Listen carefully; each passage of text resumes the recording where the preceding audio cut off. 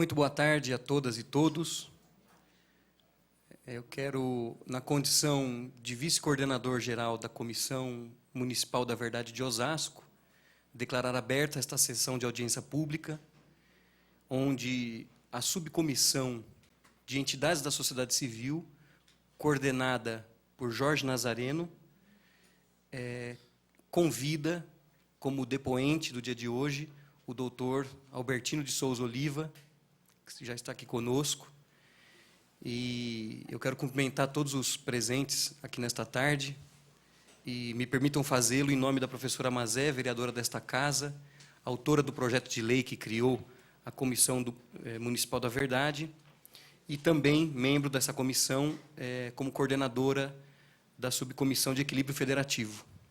Então, eu quero passar a palavra ao Jorge Nazareno, coordenador da Comissão de Entidades da Sociedade Civil, para abrir os trabalhos desta oitiva de hoje. Muito obrigado. Bom, boa tarde a todos e a todas. Para nós é uma honra recebê-lo nessa condição, doutor Albertino, para falar um pouco mais sobre a história da nossa cidade, tudo que foi vivido no período, principalmente de 64 até hoje, e a importância que o senhor teve nesse processo. Pedi aqui tanto a Mazé quanto ao Luciano e demais membros de comissões que se fizerem presente para que possam também nos ajudar nos questionamentos ao doutor Albertino, deixá-lo muito à vontade para poder responder no seu tempo, da forma que o senhor achar mais conveniente, e nós vamos procurar, com auxílio também de pessoas que estão aqui assistindo, estão acompanhando aqui a essa oitiva, também ajudarem até na formulação, porque muitos têm lembranças desse período e pode até contribuir para poder lembrar um período tão distante, mas de suma importância para todos nós, para a história da nossa cidade e do nosso país. Queria que a professora Mazé também pudesse tecer os seus comentários iniciais e, com isso, a gente poder dar início. Muito obrigada, Jorginho, a todos os presentes. Eu acho que as ações que nós temos desenvolvido, com todas as dificuldades que já eram previsíveis, né, pela essência dos trabalhos da comissão, elas são muito úteis também para ajudar a compreender, para além das ações da própria Comissão da Verdade, né? Pelo período que nós vivenciamos, pela forma como divergências podem vir a ser tratadas, e isso não é bom para a democracia. Os debates são sempre bons, as ideias, né, as defesas de ideias, mas, sob hipótese nenhuma, permitir que o autoritarismo, a prepotência, a violência assuma o lugar do espaço da democracia, que é onde as ideias devem ser apresentadas, debatidas e argumentadas, né? Acho importante. Para esta Câmara, eu acho mais ainda, uma Câmara que nós ainda estamos buscando entender como é que ela foi atingida pelo período pós-64 e pós-68, né, com a efervescência que a cidade vivenciava. E confesso para você que a nossa comissão não está tendo muito sucesso, né? Nós temos buscado encontrar os vereadores à época, os responsáveis por departamentos à época, e ainda não conseguimos apresentar o mesmo resultado que as outras comissões têm apresentado, né?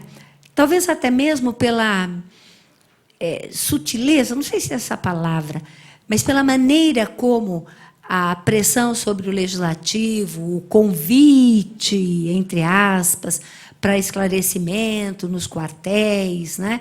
Isso possa estar dificultando, mas nós estamos procurando realmente atender a isso, não somente nos anais das sessões, porque esses anais não registram com clareza a repressão e a violência, em compensação, registram todo o combate ao dito comunismo, que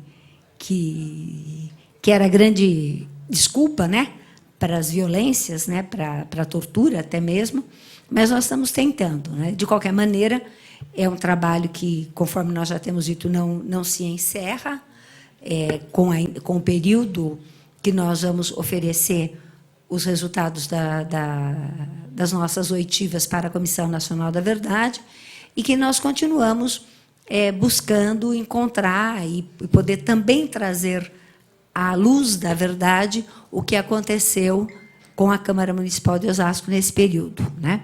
Porque havia, sim, felizmente, né, vereadores que compreendiam todo o contexto de agressão, de violência, de desrespeito humano e aos direitos também, e nós precisaríamos ter também o depoimento deles, mas nós vamos continuar indo atrás. Né? Então, essa semana é essa audiência, né? E na semana que vem nós já convidamos todos para uma outra audiência. Já está confirmada a presença do Gabriel Figueiredo, hoje psiquiatra que mora em Campinas, né? E que prontamente se dispôs a vir, e que, à época, era do movimento estudantil e que também sofreu a intervenção, também o processo eleitoral daquele momento, nesse instrumento dos estudantes, também foi violentado, e que estará conosco na semana que vem. Já estamos segurando e convidando todos para isso. Né? E passar, então, para que o nosso presidente da comissão, né, o vice-presidente, dê a palavra para o presidente, hoje, na condição de depoente, né, para a oitiva. Muito obrigada. Muito obrigado, professora Mazé. Bem, com muita honra, portanto, aqui, quero registrar essa honra que me é conferida neste momento. Quero passar a palavra aqui para o doutor Albertino Oliva, e fique à vontade, e sabendo que depois nós vamos fazer algumas perguntas para o senhor. Muito obrigado. Muito obrigado. Boa tarde. A primeira coisa que eu pretendo falar, como preliminar, é um certo constrangimento que eu tenho em razão de não imaginar que eu seria convidado para fazer um depoimento. Foi uma surpresa, eu não pude me excusar, mas, francamente, eu me sinto constrangido. Não fico assim inteiramente à vontade. Segundo lugar, eu queria acentuar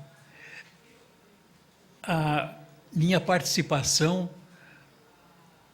como membro da Frente Nacional do Trabalho.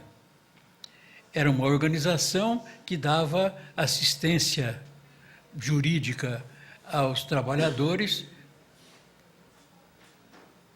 orientando-se no sentido de que o sistema organizacional dos sindicatos era um engodo e que deveríamos partir para a liberdade sindical como prevista pela Organização Mundial do Trabalho, a OIT.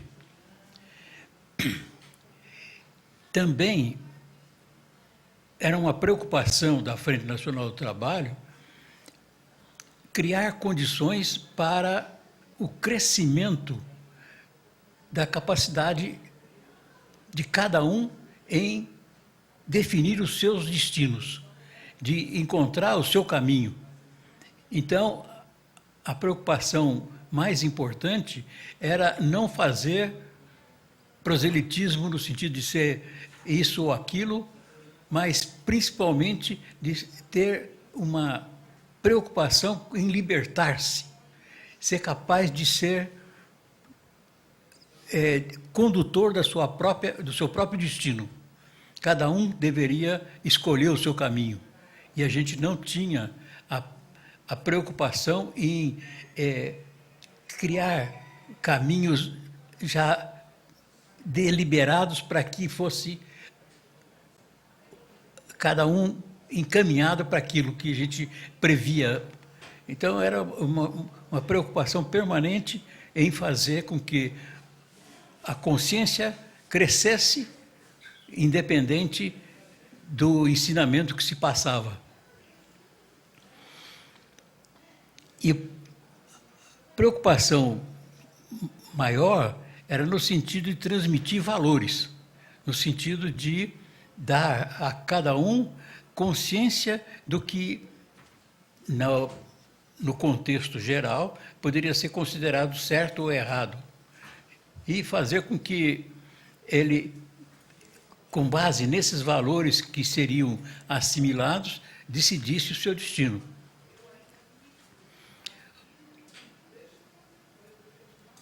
Eu tenho consciência de que a minha atuação era sempre uma atuação de bastidor, não era uma atuação de liderança de um determinado movimento ou de um determinado grupo, mas sempre como assessor desse grupo. E um assessor que tinha a preocupação de não determinar o rumo do caminho. Eu imagino que eu possa me colocar, se a gente fizesse uma imagem de uma organização militar, né? Eu não estaria na linha de frente, eu estaria na terceira, quarta linha, entende? Mais na parte de abastecimento, de suprimento, do que propriamente de ação. Eu não era nenhum Spinoza, estava bem lá atrás. A preocupação que a frente tinha naquela época era dar assistência jurídica aos trabalhadores. E, nessa época, em Osasco, praticamente o único advogado que trabalhava para o trabalhador era eu. Não me recordo de que tivesse outro dentro do contexto daquela época que tivesse uma posição bem definida. Quando eu me formei, eu fiz uma proposta para mim mesmo, dizendo que eu seria sempre advogado do trabalhador, que eu não iria mais trabalhar para o empregador, para o dono de empresa. Porque eu já tinha trabalhado 15 anos para a Cobrasma e eu conhecia o interior da organização patronal para ter uma ideia bem clara de como o processo de opressão existia. A gente demorou muito tempo para descobrir, e quando descobriu, a gente fez uma mudança e saiu da Cobrasma e foi ser advogado do trabalhador na Frente Nacional. Além da organização jurídica, a gente também tinha a preocupação de organizar a base para a ação. E uma das preocupações maiores que a gente tinha era criar na empresa, ou nas empresas, a comissão de fábrica, que era o fundamental para organizar o núcleo interior da empresa, capaz de permitir lances maiores. Além disso, em virtude da opressão provocada pela ditadura, quando houve oportunidade, nós trabalhamos para formar uma organização jurídica de direitos humanos para enfrentar os problemas que existiam na época. Era pouca coisa que a gente podia fazer, mas sempre a gente estava atuando nesse sentido. Outra trabalho que a gente procurou desenvolver também foi numa época em que havia muita carestia e que a inflação era galopante, então a gente procurou organizar grupos de trabalhadores para fazer compras coletivas. Ele ia buscar lá em Ibiúna, por exemplo, comprava em quantidade e depois distribuía de acordo com os pedidos que eram feitos. E a organização de distribuição estava centrada na igreja matriz aqui de Osasco.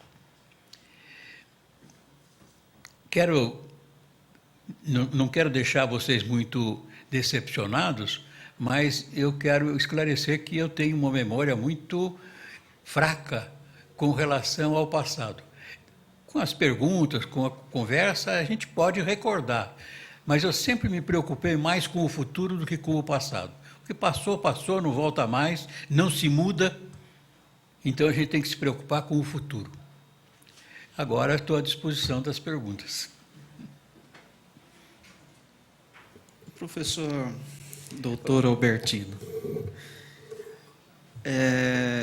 nós tivemos... Osasco nasce num período, se emancipa num período bastante interessante da política nacional, né?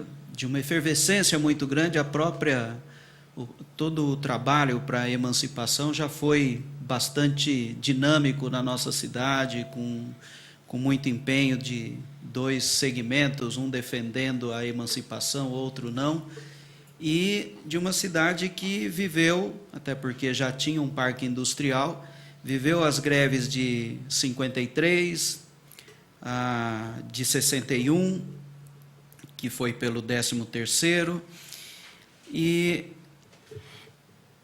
a pergunta vem acompanhada de um preâmbulo que eu queria que o senhor fizesse. O senhor falou da Frente Nacional do Trabalho, mas de onde vem o Albertino?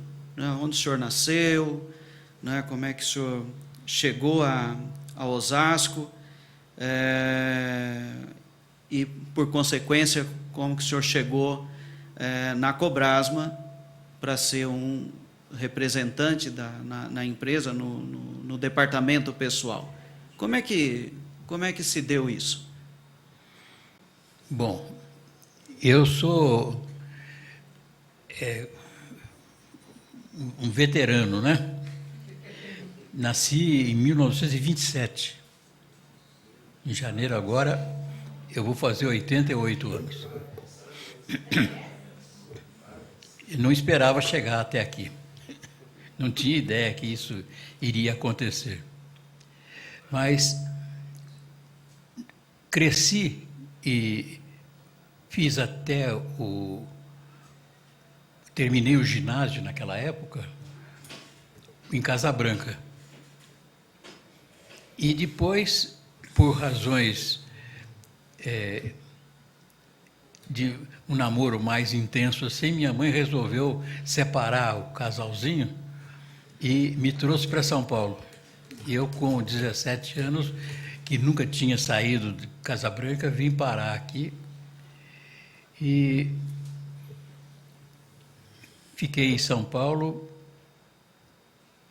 mais ou menos uns 6 meses, 8 meses, até que um irmão meu me orientou para vir trabalhar na Cobrasma. Eu vim para cá já com a indicação para ser o chefe de pessoal de uma organização que ainda não existia. A Cobrasma estava começando e durante muito tempo os empregados que trabalhavam na Cobrasma eram registrados como sendo da construtora. Eu tinha, na época, 18 anos. E fiquei na Cobrasma, nessa condição de presidente e chefe de pessoal, até 62. De 45 a 62. Também sempre fui um camarada muito inquieto, muito preocupado com relacionamentos pessoais, com os trabalhadores, e tive a oportunidade de ser presidente do clube da Cobrasma, depois, mais tarde, da cooperativa que a Cobrasma, os trabalhadores da Cobrasma formaram, e também da cooperativa de crédito da Cobrasma. Também tive atuação importante na instalação do Senai aqui em Osasco, que naquela época era lá no Rochdale.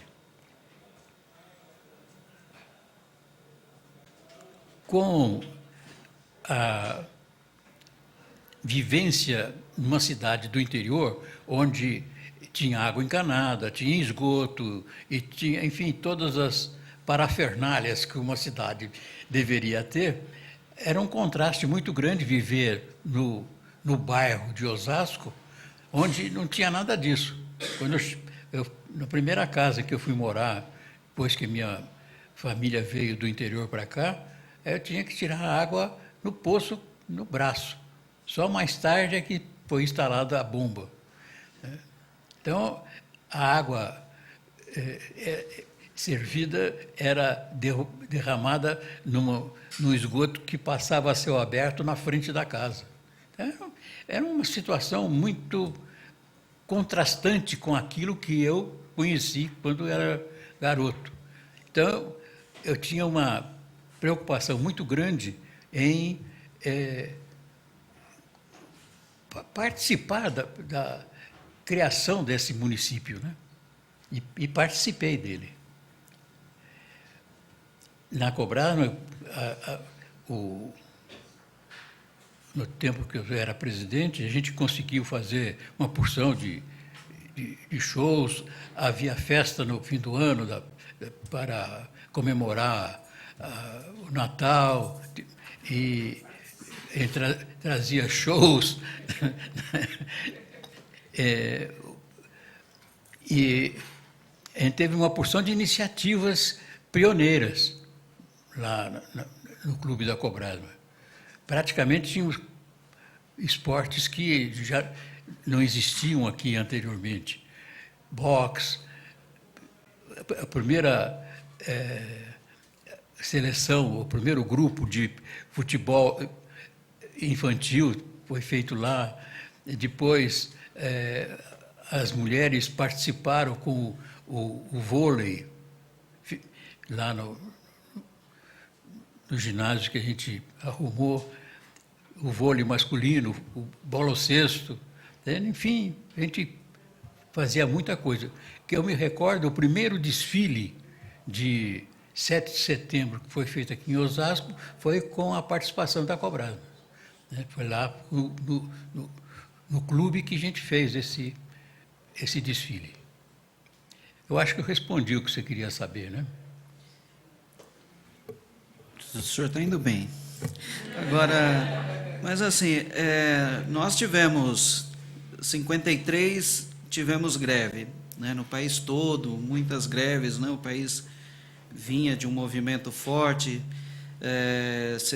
61 tivemos greve, tivemos a eleição do Jânio, tivemos a renúncia do Jânio, a entrada do Jango e, por consequência, um golpe.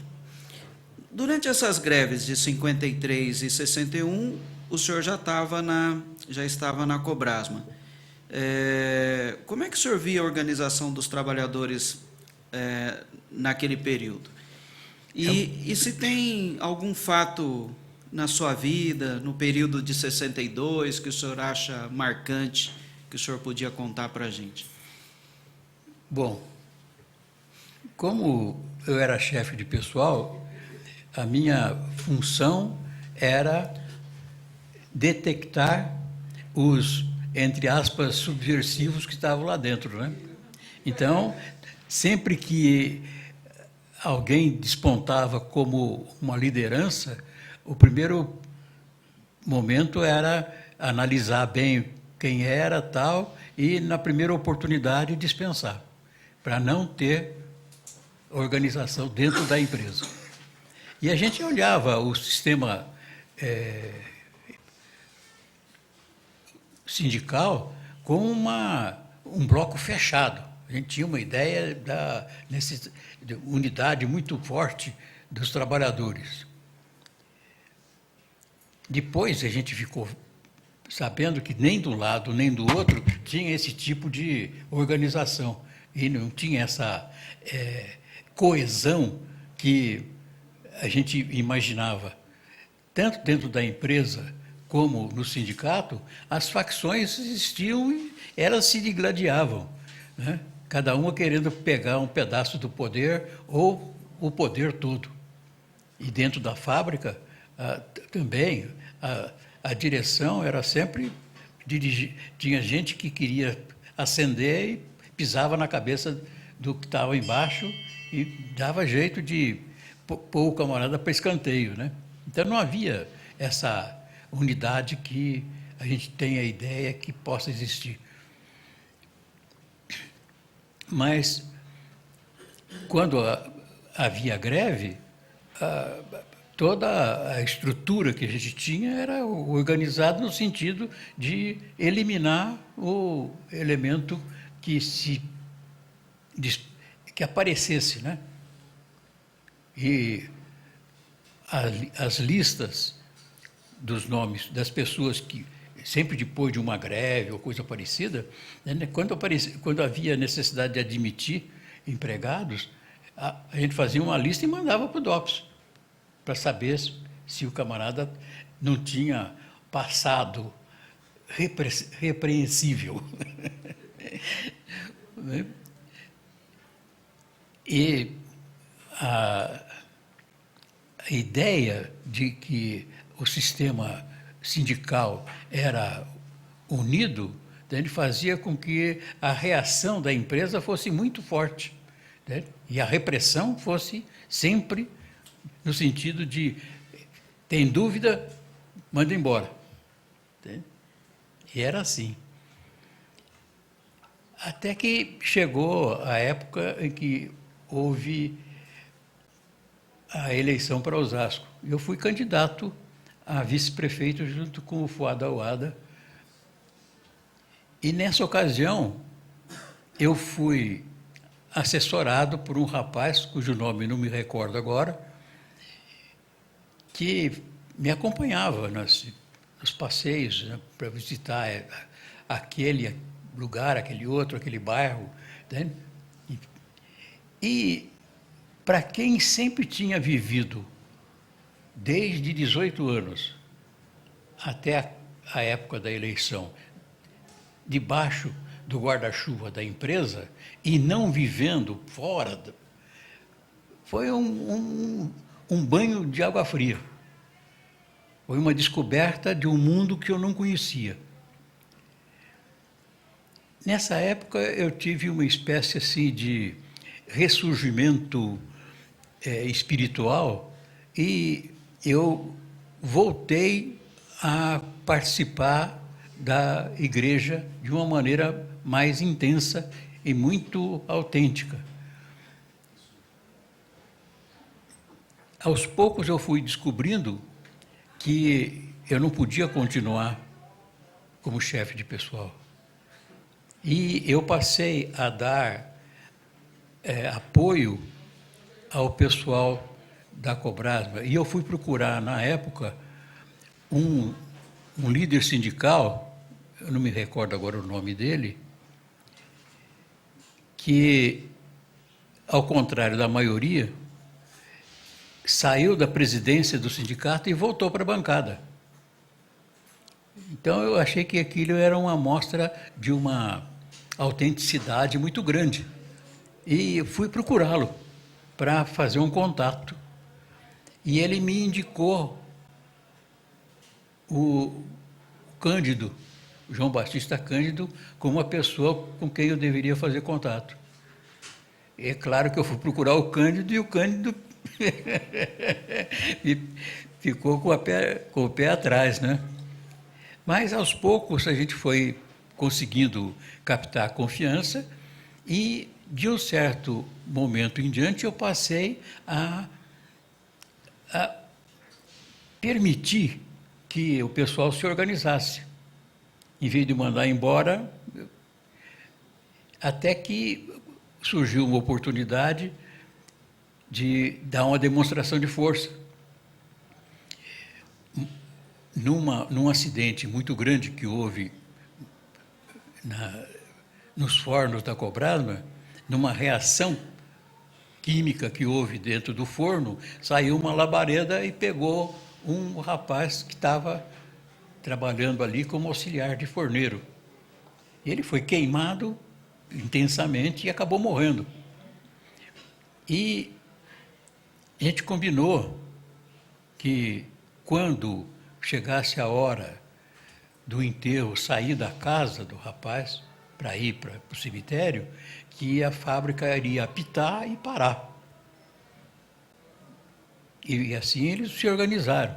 Então, nessa ocasião, houve um sururu muito grande lá dentro da Cobrasma, na parte da administração, né, que queria saber como é que o pessoal tinha se organizado.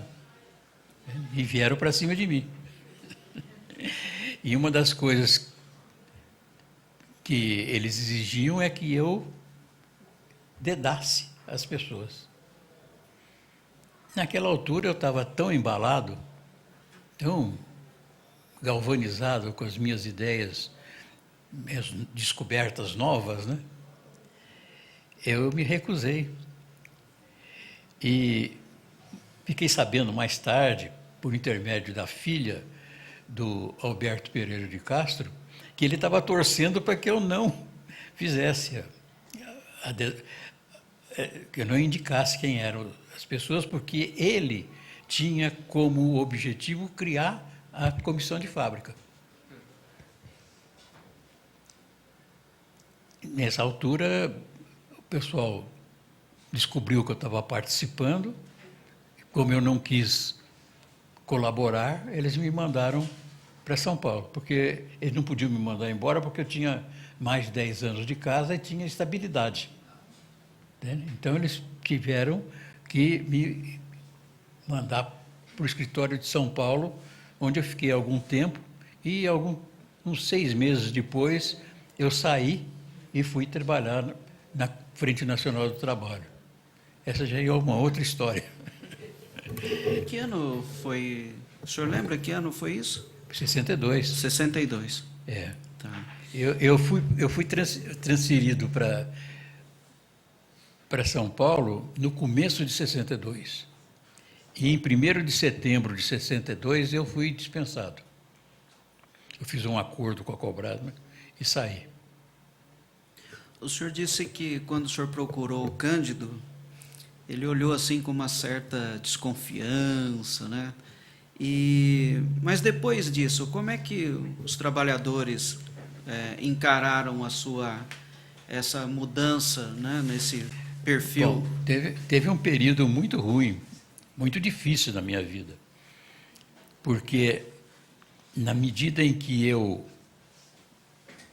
entre aspas, traí a confiança dos superiores lá na Cobrasma, todo mundo me isolou. Eu passei a ser um camarada que poderia estar com ebola. E os trabalhadores também não tinham confiança, nem podiam ter, né? E quem deu a palavra final e que permitiu que houvesse uma integração foi o Mário Carvalho de Jesus, porque ele me aceitou como advogado na Frente Nacional. Apesar do João Breno Pinto, que era presidente da Frente, achar que ele não devia. Então, eu devo muito ao Mário, que acreditou em mim.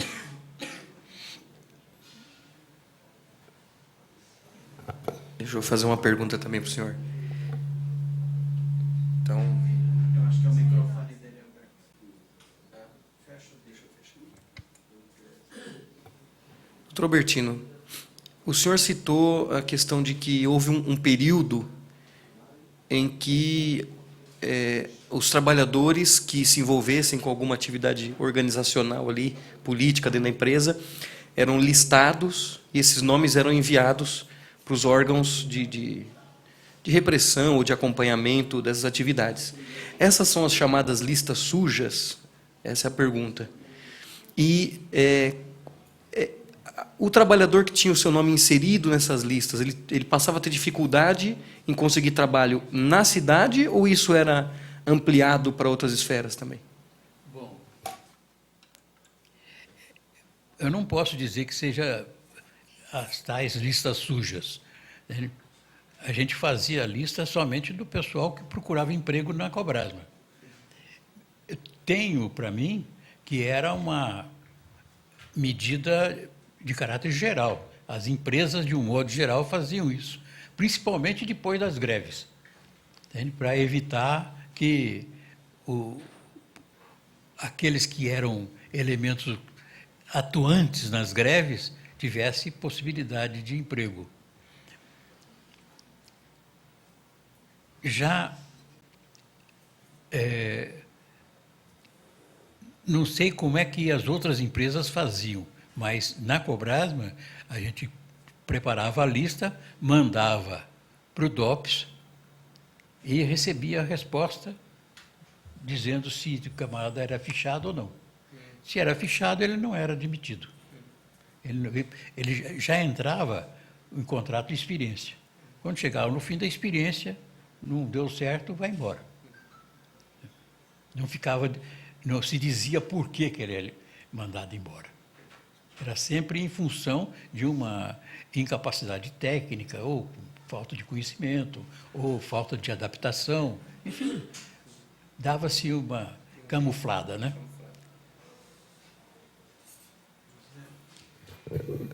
O senhor mencionou que foi presidente do clube e da cooperativa, e depois da cooperativa de crédito. Essas cooperativas, elas foram impulsionadas pela Cobrasma ou foram ações de baixo para cima, de organização dos próprios trabalhadores? Bom, elas foram permitidas pela Cobrasma. A Cobrasma não deu assim, incentivo para que se fizesse. Mas, quando se propôs fazer, ela não pôs obstáculo. Então, E as eleições eram eleições livres, não eram conduzidas pela empresa. então já foram ações ainda que consentidas, mas de auto-organização dos trabalhadores. Tiveram vida longa? E, se não, como é que elas deixaram de existir? O clube existiu durante 20, 30 anos. A cooperativa de crédito também teve bastante tempo de vida. Não sei quando é que ela terminou. Mas a cooperativa de consumo, ela acabou saindo de dentro da Cobrasma, porque a sede dela era na Cobrasma, saiu da Cobrasma no tempo que houve aquela efervescência toda, e depois se transformou na Coopergran, com existência independente da Cobrasma e independente, inclusive, dos trabalhadores da Cobrasma, porque ela passou a ser da Grande Osasco, né?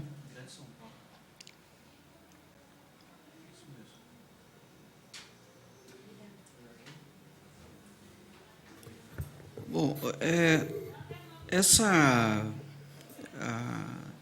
esse período todo que o senhor teve lá dentro, teve algum momento que o senhor... o senhor chegou a ser preso, né? Se foi, quantas vezes o senhor foi preso, em que circunstâncias, né? O senhor chegou a ser confundido com algum militante revolucionário, de uma vanguarda popular revolucionária? O senhor chegou a ser confundido? Bom, isso já é posterior. A posterior. a minha saída da Cobrasma, né?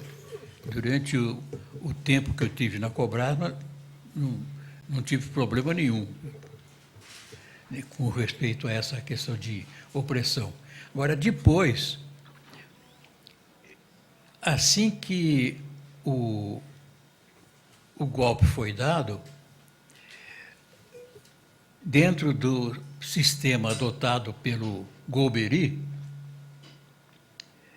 todas as organizações de trabalhador, de sindicatos, enfim, todas as organizações sociais foram praticamente destruídas.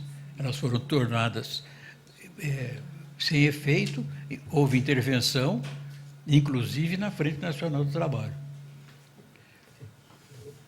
Nessa época, o Mário foi preso, o Rui do Espírito Santo também foi, e eu fiquei uma semana fora do ar. Fiquei na casa de um amigo lá na Penha.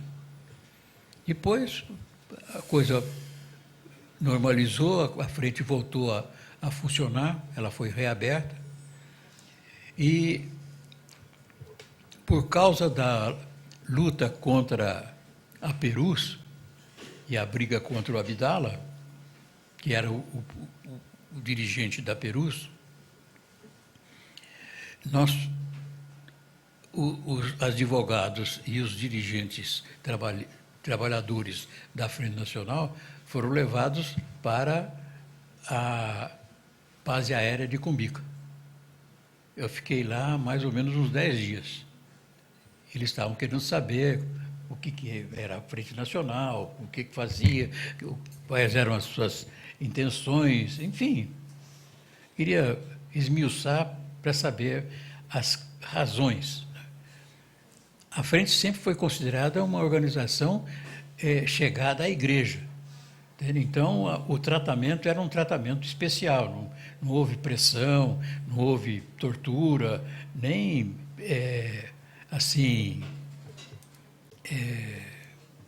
pressão psicológica. Entende? Só o fato de estar preso, né? Pois passou. Uma das vantagens de ter sido preso é que eu descobri que tinha pressão alta. O médico visitava a gente toda manhã, né? E no terceiro dia ele falou: você está com a pressão alta. Eu falei assim: não, então deve ser paúra. Ele falou: não é paúra, não. Quando sair daqui, você vai procurar um médico para ver por que você está com essa pressão. E a partir daí eu passei a fazer o tratamento da pressão elevada para normalizar. Posteriormente, no 7 de setembro, eu não me recordo qual foi o ano, eu morava na Avenida dos Autonomistas, onde o Exército fazia o desfile. Ele começava aqui e ia terminar lá em São Paulo, né? E exatamente como a minha casa ficava na beirada da avenida, o pessoal se aglomerava, porque tinha um lugar, um alpendre grande, né? Então o pessoal subia lá, os amigos dos meus filhos e tal, e quando estava passando o comandante, no jipe dele, né? Ao mesmo tempo estava passando um camarada com alguma coisa que chamou a atenção da criançada, e as crianças deram uma vaia para o cara que estava ali. E o comandante entendeu que era eu. Né? Eu é que tinha incitado para dar um vaia para ele. Bom, no dia seguinte eu fui levado lá para o quartel. No dia seguinte, 1 ou 2 dias depois, eu nem estava em casa. Cercaram a minha casa com um tenente lá do GECAM 40, veio me pegar. Como eu não estava, ele falou para para minha filha, que na ocasião tinha uns 12 ou 13 anos, você sabe que agora já está valendo a pena de morte, né? Bom, eu sei que quando eu cheguei, eles me levaram para o quartel. Eu fiquei lá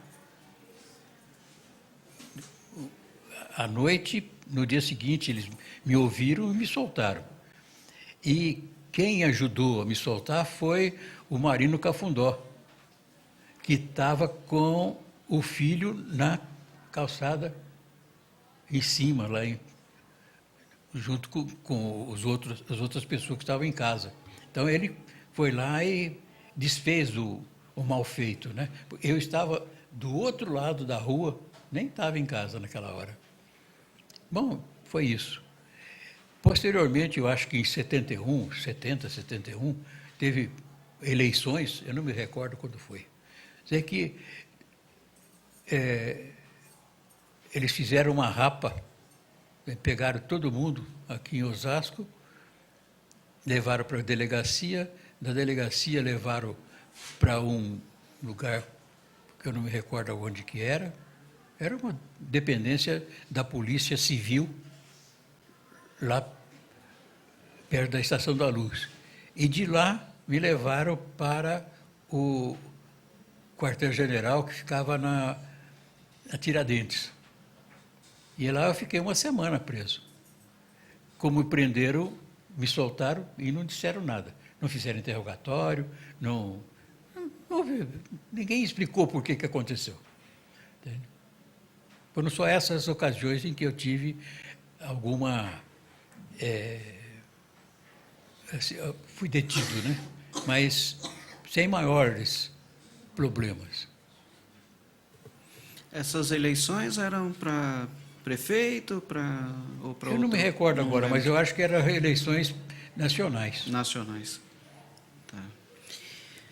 E o senhor fez menção, nós já falamos aqui de 53 e 61, vamos voltar um pouquinho. Como é que era a relação da Cobrasma com a Força Pública, né? Na época era Força Pública, né? Porque a gente tem notícia de que eles transportavam e alimentavam esses soldados da Força Pública. O senhor lembra disso? Isso é fato? Lembro. Inclusive os cavalos. Vinha a Força Pública, não só o pessoal a pé, mas também os cavalarianos. E os cavalos eram alojados na Cobrasma. Ficavam lá, tinham alfafa, né? E eles saíam durante a greve, né? Faziam a ronda em volta da Cobrasma. Naquela época, a Cobrasma era, vamos dizer assim, o expoente da indústria em Osasco, né? Então, ela tinha uma força muito grande. E tinha como elemento assim de contato com a parte administrativa de São Paulo e da polícia, coisa, o Pedro França Pinto tinha sido secretário de Estado da Prefeitura, né? Ele tinha muita influência e, inclusive, o pai do Vidigal, não do filho, mas o anterior, né, o professor. Alcides. O Alcides da Costa Vidigal, ele foi político, chegou a ser presidente do Banco do Brasil ou ministro da Fazenda, né? Então tinha uma influência política muito grande.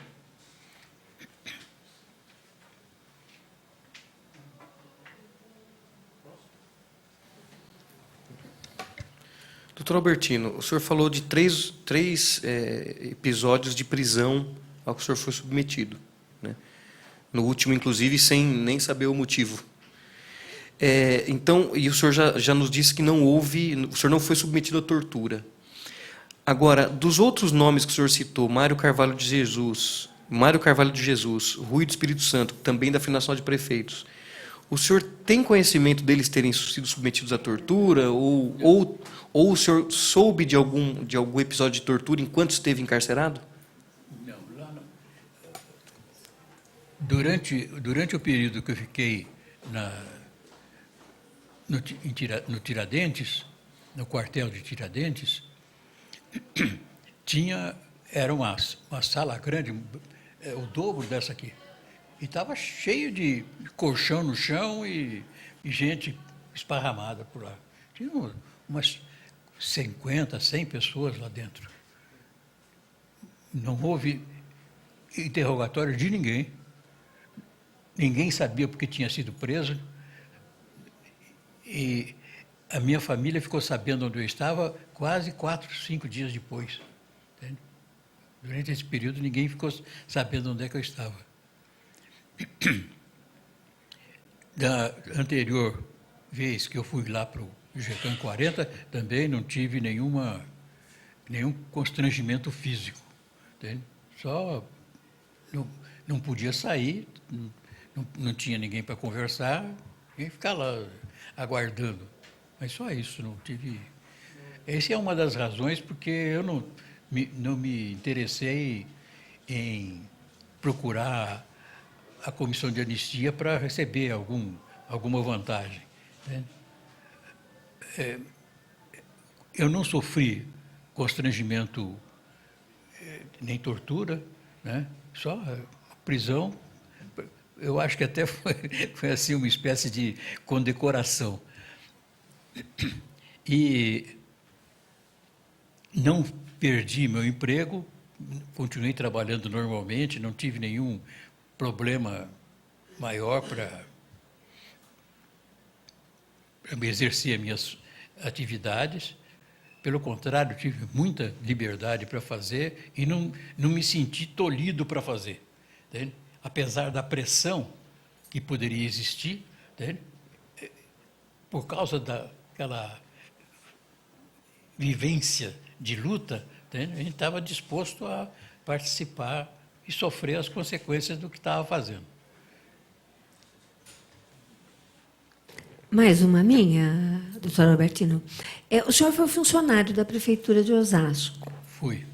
Durante o período em que o senhor foi funcionário, o senhor ou algum outro funcionário ou alguma pessoa mais ligada ao serviço público, quer na Prefeitura, quer na Câmara, o senhor tem notícia se houve algum tipo de perseguição, de pressão, de constrangimento?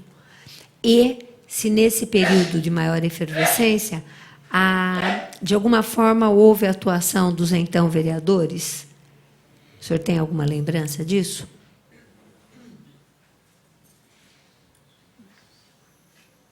Bom, a área onde eu trabalhava, que é a área jurídica, né, a gente não teve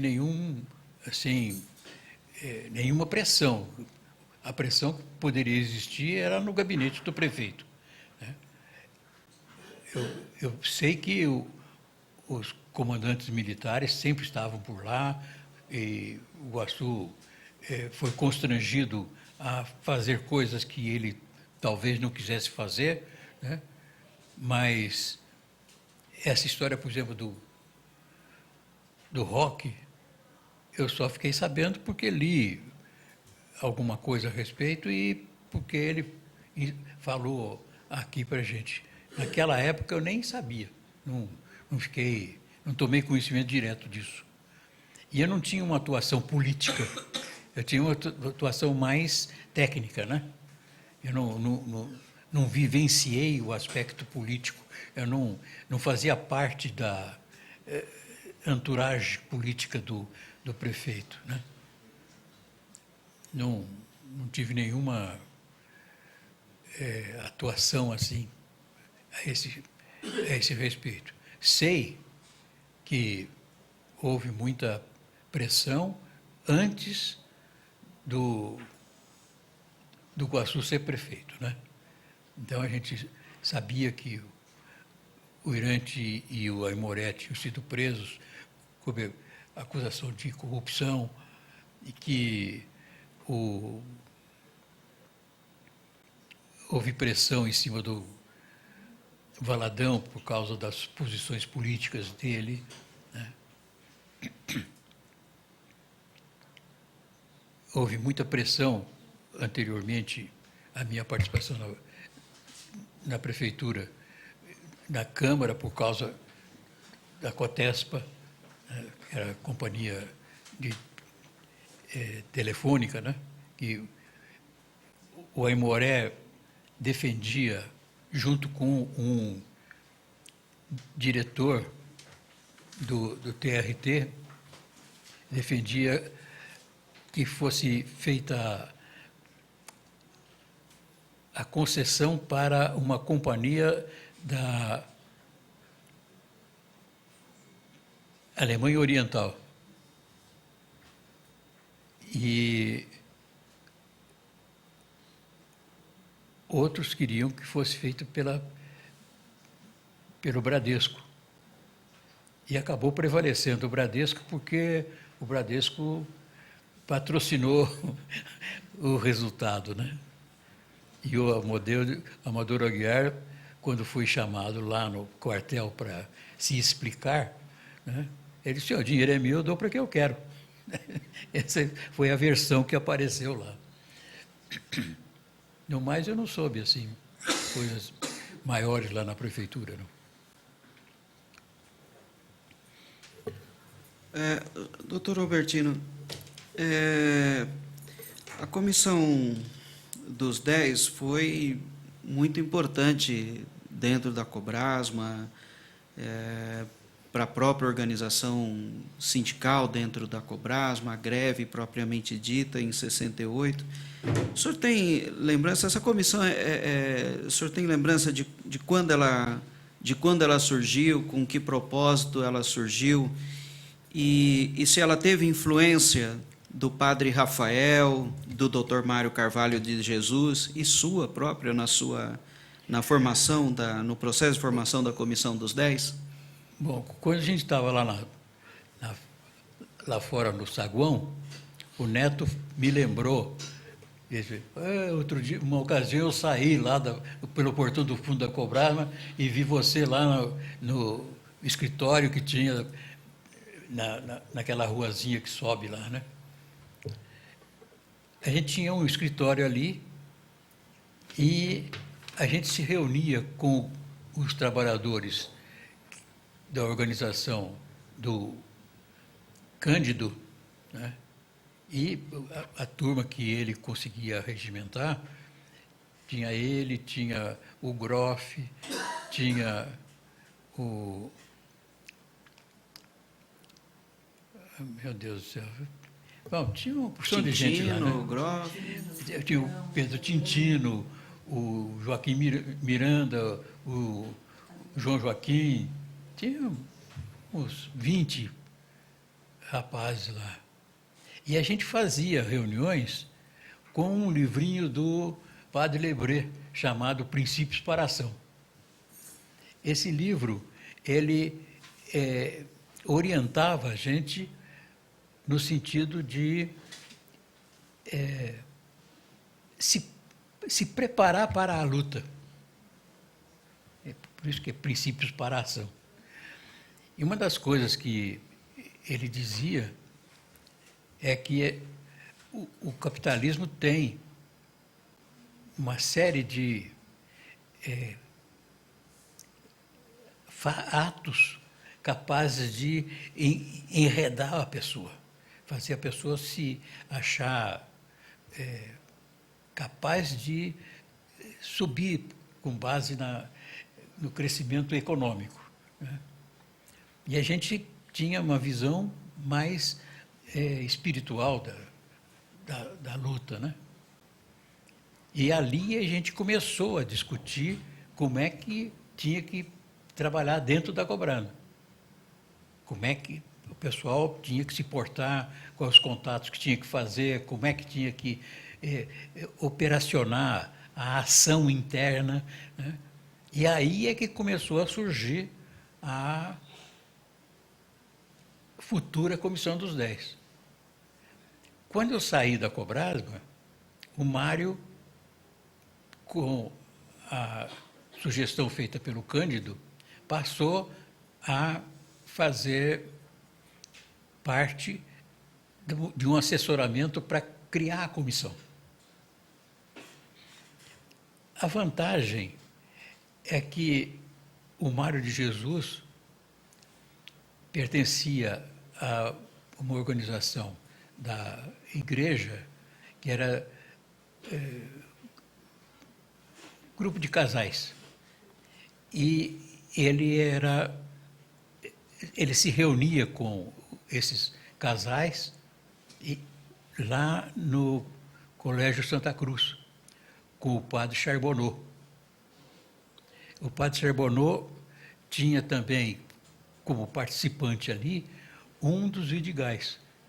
Então, o Mário conhecia e ele pôde conversar e tal.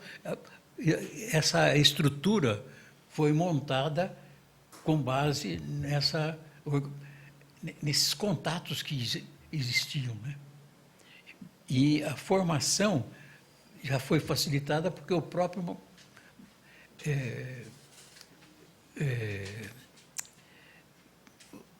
Alberto Pereira de Castro era a favor. E o Alberto Pereira de Castro era o superintendente da Cobrasma. Então, ele conseguiu fazer. A partir daí é que começou a ter as reuniões onde o pessoal apresentava as reivindicações e reduzia a discussão em termos de direto lá na justiça. Entende? Quer dizer, procurava resolver o problema dentro da fábrica, sem precisar recorrer à Justiça do Trabalho. E a gente trabalhava com o pessoal fora, né?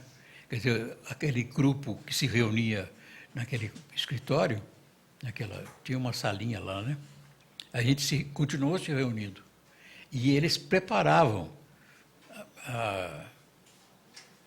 as ações em função daquilo que eles sabiam que tinha acontecido, iam para a reunião, debatiam os problemas e já faziam previsões de como agir no dia seguinte.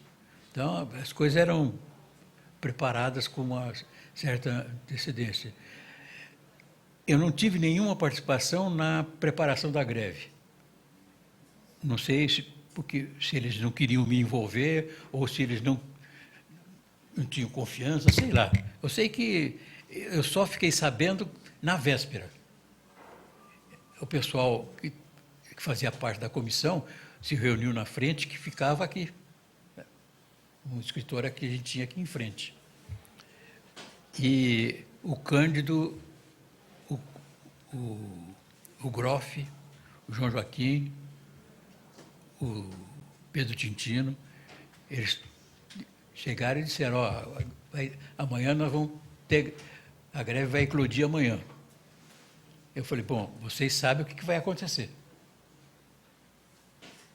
Vocês vão fazer a greve, a polícia vem e vai invadir, não tem por que escapar. Entende? Eu falei, nós sabemos disso, mas não dá para voltar para trás.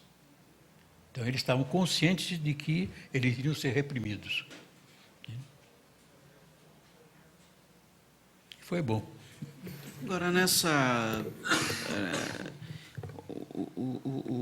o pessoal que frequentava a Frente Nacional era um pessoal mais ligado à igreja. Quando eclodiu essa greve de 68, que o senhor disse aí, não te participaram, o senhor ficou sabendo na véspera, o senhor enxergava, mesmo não tendo sido informado, mas na movimentação dos trabalhadores, alguma coisa para além dessa organização da fábrica, como as organizações de esquerda, por exemplo, nessa articulação, já que eles têm uma forte componente durante a greve? Eu não sabia até onde ia, mas sabia que havia essa participação, principalmente porque o pessoal fazia a reunião também com o grupo que estava no sindicato. Então, o pessoal do sindicato e o pessoal de dentro da fábrica estavam muito entrosados, né?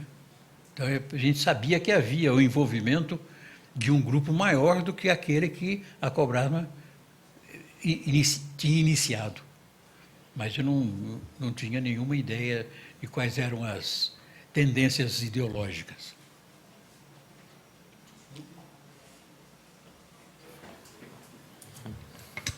Doutor Albertino, a gente tem, inclusive em função do trabalho dos sindicatos metalúrgicos, um material muito vasto e muito rico sobre a greve de 68, que gerou inclusive um documentário.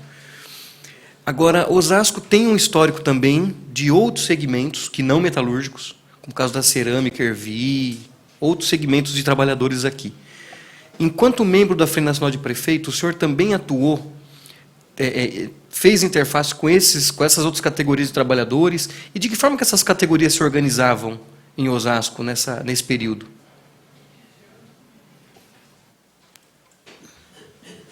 Na época,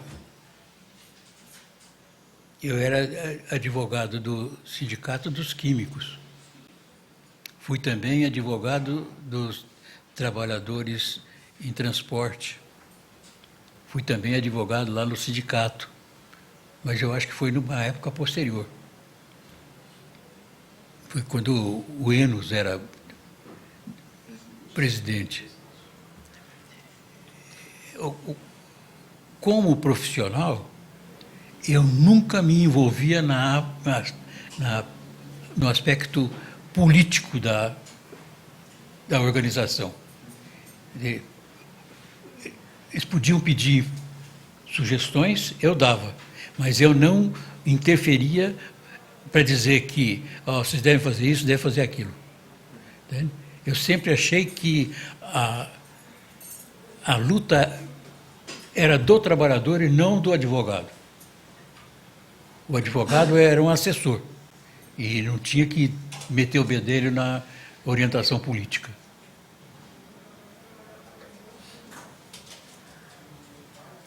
Respondi o que você queria. Agora, dentro dessa atuação sua enquanto representante de trabalhadores, como advogado, defensor de trabalhadores, houve momentos de o senhor trabalhar voluntariamente, além de contratado pelos sindicatos, mas de defender causas voluntariamente em nome dos trabalhadores? Como um advogado, eu diria, trabalhando gratuitamente em prol dos trabalhadores?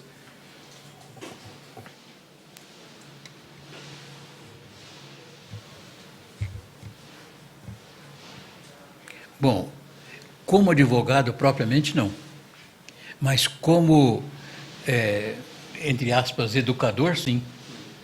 Então eu fazia palestras na sociedade de bairro, fazia palestras em sindicato, sempre tendo por base a legislação do trabalho e também a posição política, né? Uma das coisas que eu acho que faz parte da natureza humana é esse anseio pela liberdade. Isso é inato do homem, né? Qualquer coisa que o oprima merece ser jogado fora. E, nesse sentido, eu dava muita ênfase no sentido da pessoa lutar pela liberdade, não aceitar a opressão. Fora isso, não. Eu era muito escrupuloso, e ainda sou, no sentido de não impor a minha maneira de pensar para os outros. Eu respeito que o outro tenha a versão dele.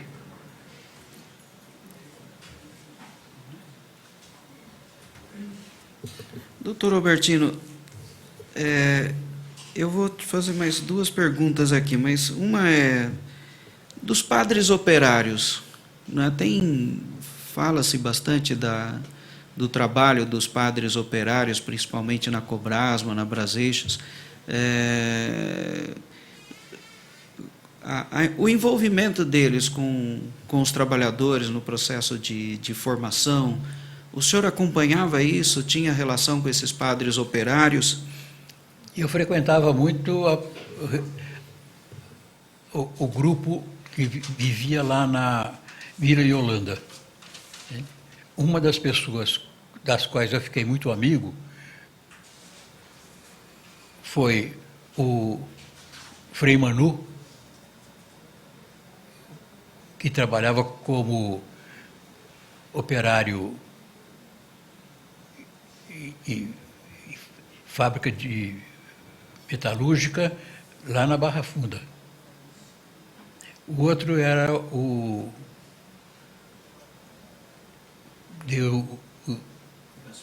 Gaspar, né? Tinha o padre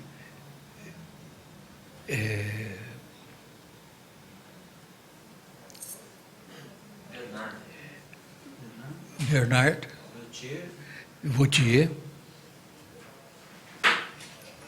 um outro que também acabou tendo algum problema e morreu, e tem uma rua que está com o nome dele aí em Osasco, eu não me recordo o nome dele, e o chefe deles, que veio da França, eu não me recordo agora o nome.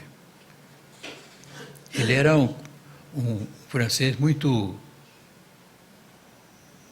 consciente, ele tinha sido militar, depois ele abandonou a carreira e foi ser monge, trapista e depois padre operário. Ele é que criou o grupo aqui. Eu me dava muito bem com ele. O Gaspar, ainda hoje eu me comunico com ele pela internet. E eu me comunicava muito com o Manu, que faleceu o ano passado. Gostava muito deles.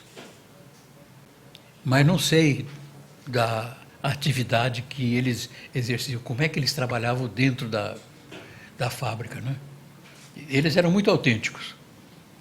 Eu achava uma capacidade incrível deles terem um conhecimento técnico, um conhecimento espiritual bem desenvolvido e, ao mesmo tempo, ter uma simplicidade de poder viver uma vida operária. Coisa, para mim, é formidável.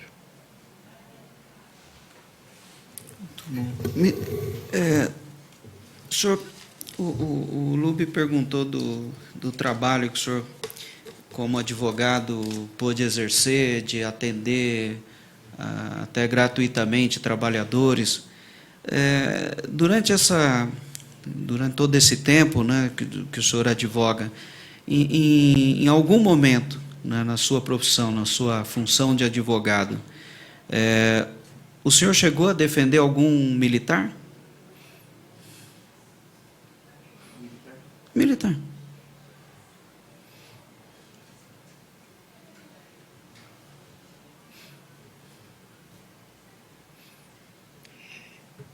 Talvez eu tenha feito defesa criminal de um PM, uma única vez, mas não tinha nenhuma relação com o problema de opressão.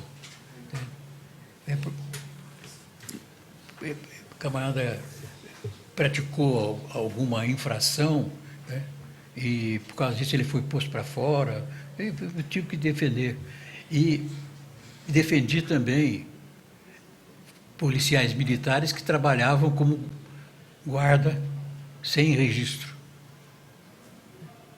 Eles eram policiais militares, mas trabalhavam como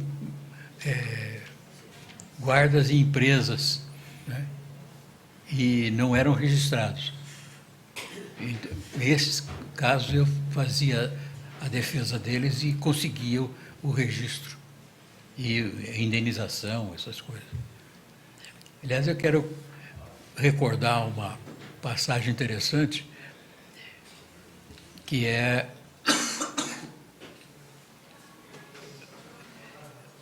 quando o pessoal foi mandado embora da Cobrasma, os trabalhadores, logo depois da greve, todos receberam indenização.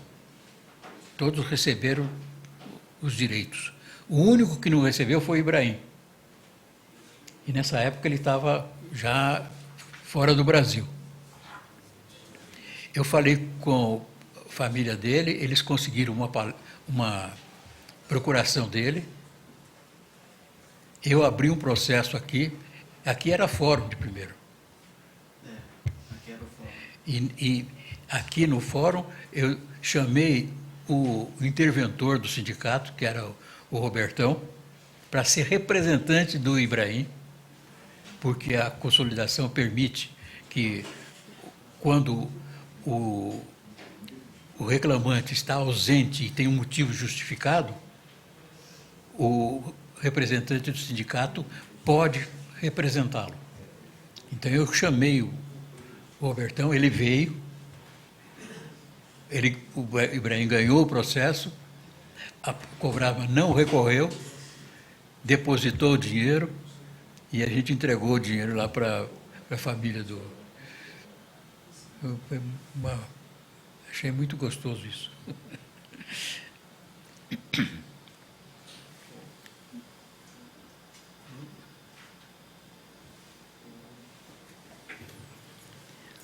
Como é que o senhor analisa hoje esse quadro todo que a gente tem? O senhor acha que, por exemplo,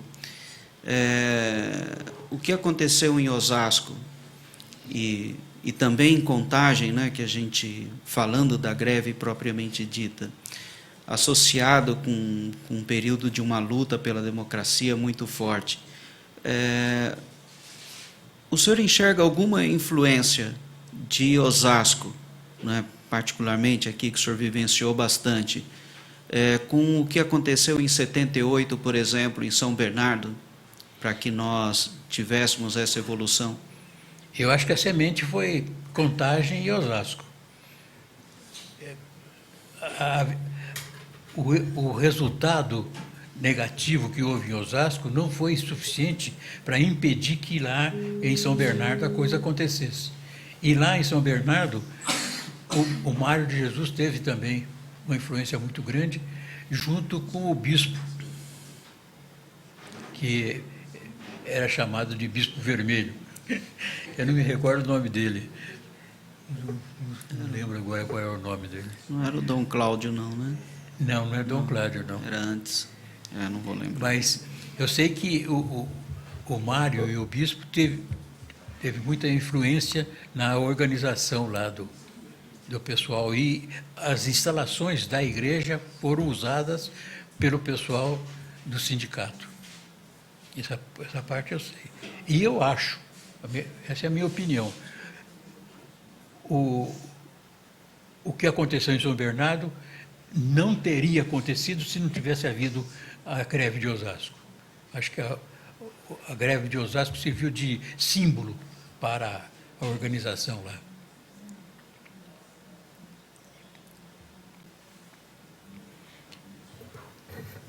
Como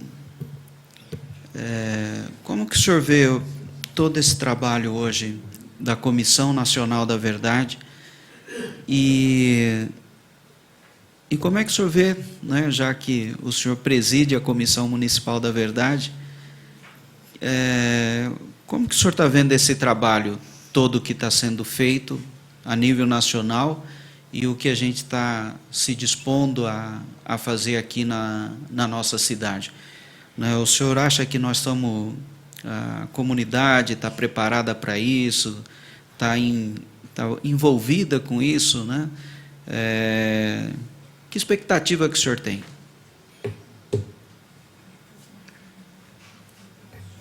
Bom, como eu falei há pouco, eu não gosto de olhar muito para o passado, eu gosto de olhar mais para ver o futuro. Não acho que exista condições para um avanço maior para fazer com que a lei de anistia seja revogada. não tem gente com pulso e com tutano para enfrentar a pressão que existe, principalmente dos militares. Eles estão amoitados, mas não estão mortos. Entende? Eles têm feito muita pressão. Não acredito que eles vão ter condições de impedir que a Comissão da Verdade se desenvolva e atinja os seus objetivos. E o que ela fizer vai ser base para futuras novas atitudes. Não sei se a nossa comunidade esteja envolvida com o trabalho que a gente está desenvolvendo. Eu acho que não houve publicidade suficiente para que essas coisas chegassem lá na base. Acredito que, apesar das dificuldades que a gente tem enfrentado, a nossa comissão vai fazer um relatório satisfatório e vai poder apresentar o seu trabalho com resultado bom. E a gente espera que aquilo que a Mazé falou, de fazer um livro, né, seja uma concretização importante para a gente poder divulgar. Eu acho que o resultado vai ser bom. O senhor falou que os militares estão, evidente, não vão aceitar tranquilamente qualquer decisão que implique principalmente na reparação, na justiça com relação aos crimes cometidos, né?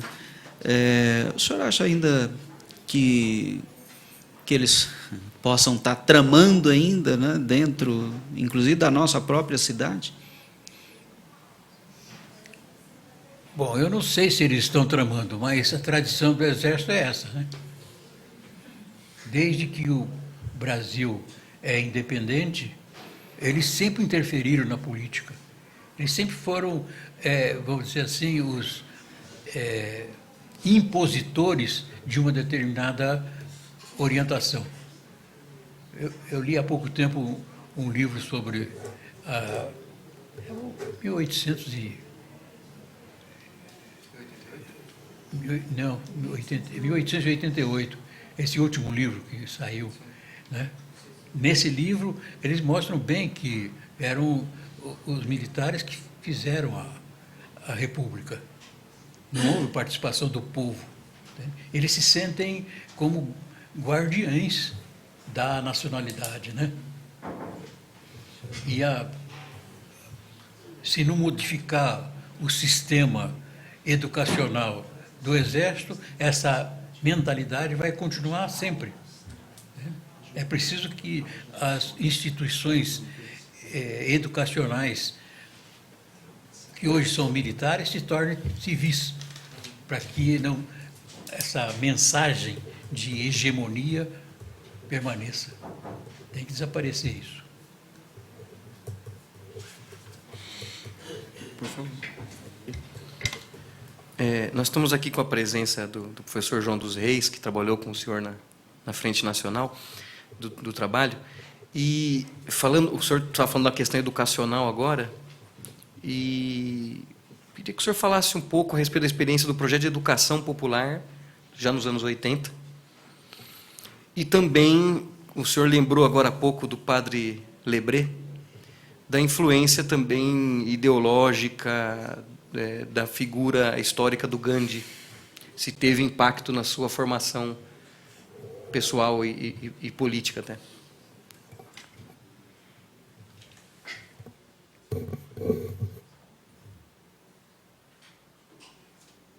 Bom, quem sabe mais dessa história da educação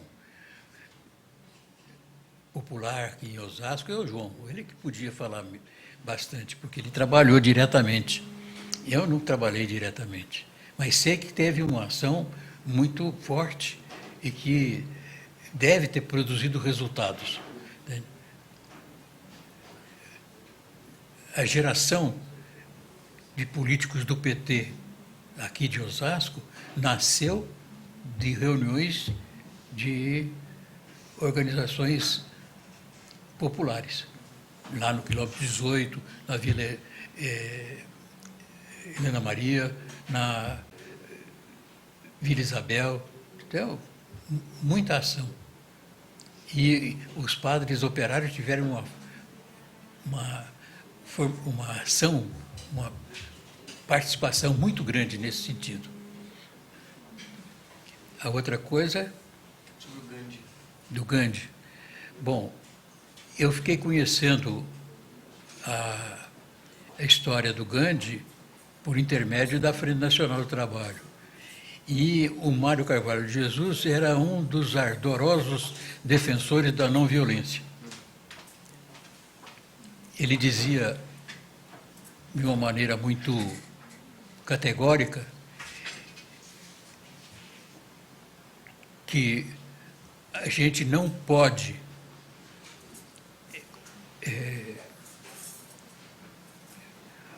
o errado tem que ser perdoado. O erro, não. A gente tem que combater o erro, mas ter complacência ou ter consideração com o errado. E não usar nunca violência. A violência é uma coisa que faz parte da nossa natureza. Nós somos bichos. Uma parte de nós é bicho. Ainda no nosso cérebro tem uma parte primária que vem do réptil. A gente tem na cabeça esse negócio. E a natureza da gente, na reação a um ataque, é realmente fazer uma defesa truculenta, né? Mas a gente tem que saber superar isso.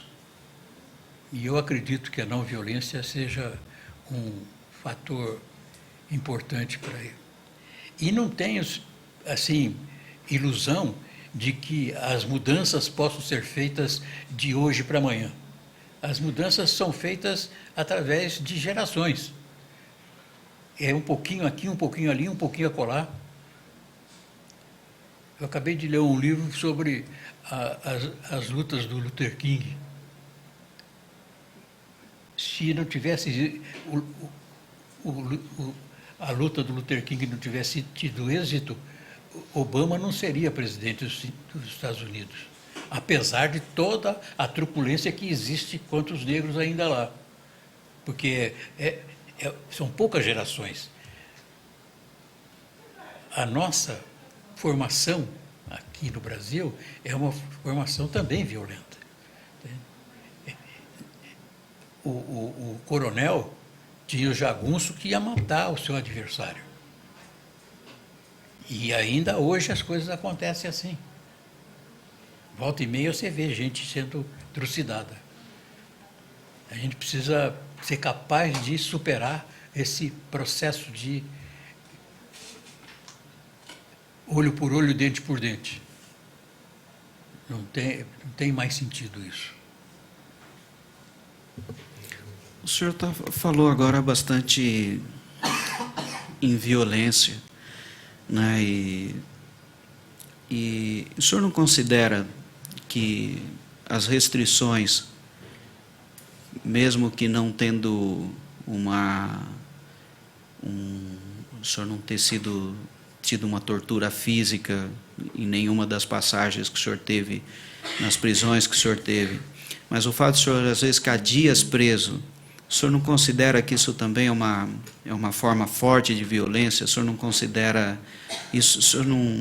Isso não afetou, de alguma forma, o senhor propriamente, ou a sua família, de alguma forma, psicologicamente? Como é que sua família reagiu a isso tudo, né? Como é que ficou depois de ter passado todo esse processo? O senhor considera que tem alguma sequela para o senhor ou para a sua família, mesmo que não tenha sido uma coisa física? Bom, que foi uma violência, foi. Não foi uma violência física, mas foi uma violência. como eu entendo que é uma violência institucional, né? É o Estado que está fazendo isso, através dos que estão no poder naquela época, né?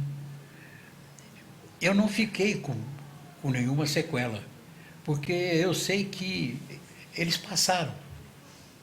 Eu tinha sempre consciência de que a história mostra que tudo que é opressivo desaparece. A luta pela liberdade é uma coisa que é permanente, é todo dia, toda hora. Entende? E não conseguimos superar isso aqui agora, amanhã a gente consegue. É uma questão de ter capacidade de saber suportar e superar. A história mostra que nenhum poder é permanente e que tudo é relativo. O Einstein provou isso. Eu não sinto. Eu acho que minha família sofreu muito. Talvez eu não tenha nem percebido o sofrimento deles. Mas eu, pessoalmente, não sinto nenhuma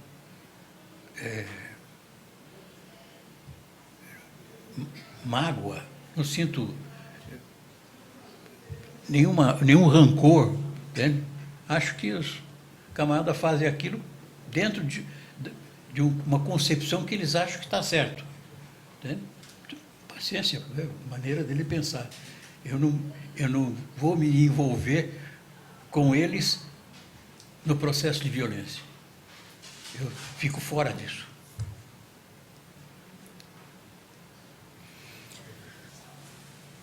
Eu vou voltar aqui um pouco. O senhor, depois que saiu da Cobrasma, a sua atuação foi mais política, mais na esfera do direito, na defesa dos trabalhadores.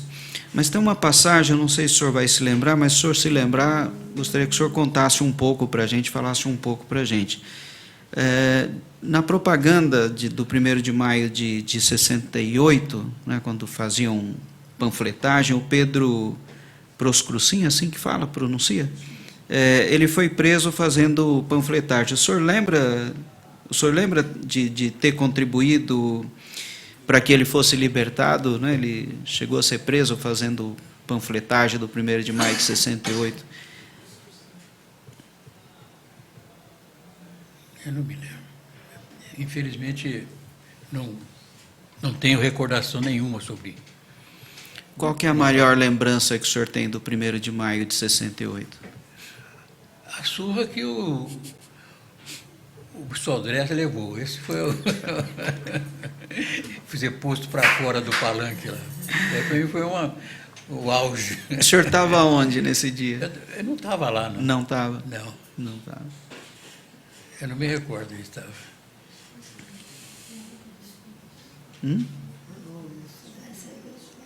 Saiu para a igreja, né?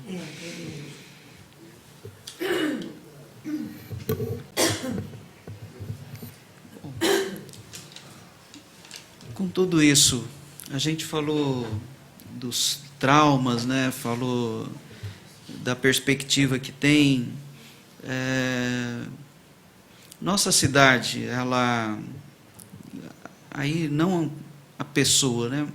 Mas o senhor considera que a nossa cidade... Quais são os traumas que a nossa cidade carrega? Que sequela que a nossa cidade carrega desse período tão difícil para a história da cidade e do nosso país? Eu acho que ela não carrega sequela nenhuma. Porque quem vive hoje em Osasco, com as exceções que são naturais, a maioria não viveu isso. Então, tem conhecimento por ouvir dizer. Ou porque o pai falou, ou porque a mãe falou, ou porque alguém disse, né? Mas a vivência disso não teve. Então, não acho que tenha trauma a esse respeito. O que eu acho é que é preciso um ênfase muito grande na educação. Osasco precisa, ela poderia ser exemplo, como foi em várias outras ocasiões, ser exemplo no setor de educação. E ela não tem sido. Acho que é uma falha muito grande. É preciso repensar isso. Não só Osasco, né? O problema educacional do Brasil é um problema muito sério. Mas, quem sabe a gente chega lá. Eu sei que o senhor já está, né, e já estão ocupando bastante o tempo do senhor, mas como essa é uma oportunidade rara, né, nós estamos caminhando aqui para finalizar, mas o senhor fala um pouquinho mais, o senhor foi candidato a vice com Fuad Awad. Isso faz uns meses, um tempinho aí que aconteceu, mas o senhor se aventurou politicamente fora essa passagem? Teve outras? O senhor chegou a ser candidato a outros cargos? Depois dessa experiência, não quis mais, porque eu conheci o meandro da política e acho que não mudou nada. As falcatruas que faziam antes continuam fazendo agora. Eu me lembro que a gente, no bastidor, a gente falava, mas não, é só papo furado, blá, blá, blá. Entende? Quando chegava no palanque, eu vou fazer isso, vou fazer aquilo, porque nossos planos, não tinha plano nenhum. Era tudo pataquada. O pessoal queria ser prefeito, ser vereador, mas sem nenhuma outra preocupação com um resultado efetivo para melhorar as coisas. Né? A maioria das pessoas são interesseiras, a maioria. Tem as exceções, raras, mas tem. É pena que sejam poucas, porque elas, sendo poucas, não conseguem mudar. E a gente tem necessidade de fazer mudanças muito profundas nessa mentalidade de toma lá, dá cá. É um mal que vem desde o tempo do vice-rei. Se você pegar um livro como o que fala sobre as missões, né, você vai ver que naquele tempo o pessoal captava o imposto, a maior parte era para ele e um pouquinho para o rei. Então vem de longe o negócio. E isso precisa mudar. Né? O que é público, não pode ser privatizado. Né? O senhor contribuiu para a formação do Partido dos Trabalhadores em Osasco? Eu sou um dos fundadores. Naquela época eu tinha muita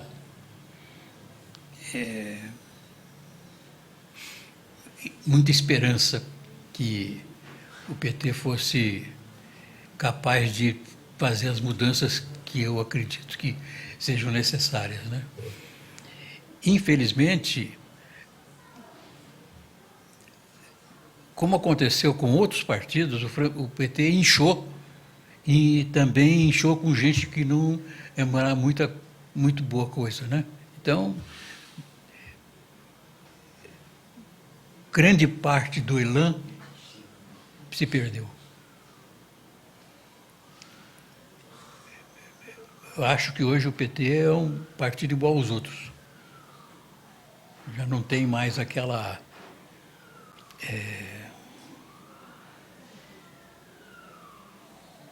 aquela esperança que eu tinha. Isso não quer dizer que eu perdi a esperança. A gente pode trabalhar para fazer um novo PT. Quero aproveitar aqui essa etapa filosófica aqui, quando o senhor falava desse processo que vem do vice-reinado, vem da colônia, vem do império e que se perpetua. Isso é algo, na sua leitura, eu sei que a gente está até fugindo um pouco da questão aqui da comissão, mas, como disse o Jorginho, é raro a gente ter essa oportunidade. Isso é algo que faz parte do sistema político ou está na natureza humana?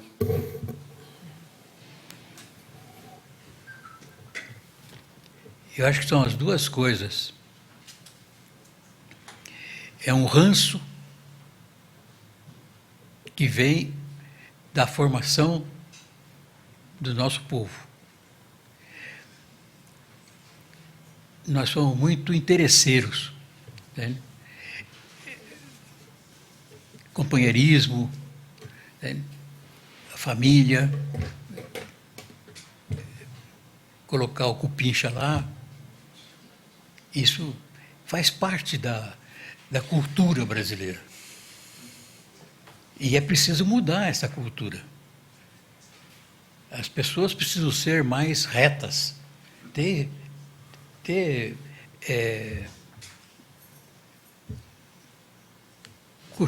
coluna dorsal, né? E não pode transigir. Só porque é meu filho que eu vou defender a posição dele. Não posso, não devo. Não faz parte da minha maneira de pensar. Se meu filho errar, ele errou e vai pagar pelo erro. Agora, a grande maioria não pensa assim, né? Isso fica muito ruim. Para fechar aqui, doutor Albertino, vamos voltar, já que o Lube deu uma viajada aqui também, a gente... Mas, numa das suas prisões, ela tem relação, pelo menos é o informe que nos chega, né? Tem relação com um diário em que um militante chamado Joel tinha feito de atas de reuniões da fábrica, né? Um militante da vanguarda popular. O senhor lembra disso? De ter sido preso em função de anotações num diário desse militante, de nome Joel, ou de nome Joel? Bom, eu não sei, mas eu sei que eu era conhecido do DOPS. Na época em que houve aquele trabalho lá de Ibiúna, o Ailton, que é o meu filho mais velho, ele, com o meu consentimento, ele usou uma perua Kombi que eu tinha para fazer transporte do pessoal, né? E ele acabou sendo levado lá para o DOPS. E quando ele chegou no DOPS, o delegado perguntou o nome dele, né? Ele falou o nome, e falou: ah, você é filho do Oliva, do Albertino, né? Ele já é conhecido nosso. Isso que eu sei. A respeito do Joel, não sei, não. Bom, eu vou pedir para o Lube, na condição de presidente em exercício da Comissão Municipal da Verdade, por favor, Lube, se você pudesse fazer o encerramento das atividades de hoje. Eu queria fazer uma observação. E, claro, por favor, o senhor fique muito à vontade para suas considerações, por favor. Em primeiro lugar, eu quero me desculpar com todos pelo fato de ter uma memória muito ruim, né? Eu não tenho capacidade de lembrar tudo aquilo que realmente eu vivi. Mas então eu peço que vocês perdoem a minha... não é por causa da idade, não, hein? Porque eu sempre fui assim. E talvez seja por causa dessa história de olhar só para o futuro, achar que o futuro é melhor, do que ficar pensando nas coisas do passado. O que passou, passou, não volta, não muda, e nós podemos interpretar de várias maneiras. E uma das formas de fazer a interpretação é ver com novos olhos aquilo que aconteceu. E isso é o que eu acho que a comissão está fazendo. É olhar com outros olhos o que foi dito no passado. Para terminar, eu quero dizer que eu entendo, como advogado, que o advogado não muda nada. Ele trabalha em cima das leis. E essas leis são as leis que estão postas. Então, ele não faz mudança nenhuma. O advogado não é capaz de mudar nada. Ele está limitado à função legal. Então, é preciso ir além do que está previsto pelo Estatuto do Advogado. Você tem que ter uma ação política capaz de permitir que as suas deficiências sejam superadas. É isso que eu acredito. Obrigado.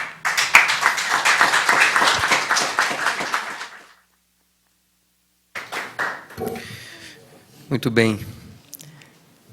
Aproveitando este momento para divulgar aqui o lançamento de um livro, que será feito dia 14 de outubro. Amanhã, portanto, para o internauta, o telespectador, talvez ele veja isso depois desse lançamento. Mas será lançado o livro Teoria das Relações Internacionais, as Questões Mundiais em Debate, organização do André Luiz Varela Neves, e que tem a participação do Antônio Roberto Espinosa, que está aqui conosco, e de outros 2 professores também aqui da Universidade Federal Campus Osasco. Então, amanhã, dia 14 de outubro, das 18 às 21h30, na Livraria Cultura da Avenida Paulista, lançamento do livro. Eu agradeço, em nome da Comissão Municipal da Verdade, a presença de todos vocês, agradeço à Câmara Municipal de Osasco por nos conceder esse espaço, toda a equipe técnica também aqui da TV Osasco, da TV Câmara de Osasco. E, bem, eu acho que é uma honra para todos nós podermos conviver no âmbito da comissão, podermos conviver com pessoas que tiveram uma experiência na luta aqui em Osasco e no Brasil, na luta pela redemocratização, na luta pela busca de melhores condições de vida. Então, agradeço imensamente a sua participação e tem sido uma honra conviver com o senhor, doutor Albertino, assim como com a professora Mazé, com o Jorginho e com tantas pessoas que fazem dessa comissão algo pulsante e que tem uma tarefa muito grande de deixar para as próximas gerações também, para as gerações de jovens de hoje, e temos representantes de jovens aqui, né? E também para as futuras gerações um pouco da história de pessoas que lutaram, como o Dr. Albertino, como Espinosa, como Neto, como Batistinha, que estão aqui, Mari, tanta gente que lutou. Tá bom? Então, agradeço a presença de vocês e declaro encerrada esta sessão da Comissão da Verdade. Muito obrigado.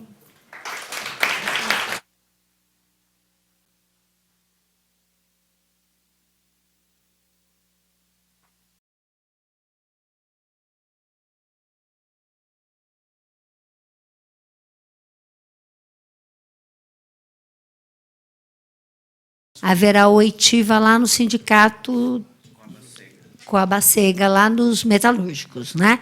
Às 9h da manhã. Tá bem? Eu não vou estar presente, porque eu estou lá em Brasília, no plebiscito. E na segunda-feira, aqui, a partir das 15h, também, com o Gabriel Figueiredo. Então, só para reforçar, amanhã eu estou para defender a reforma política, doutor Albertino, sem a qual boa intenção nenhuma vai dar certo, certo? Então, estou lá em Brasília, mas estarei em espírito aqui. Obrigada.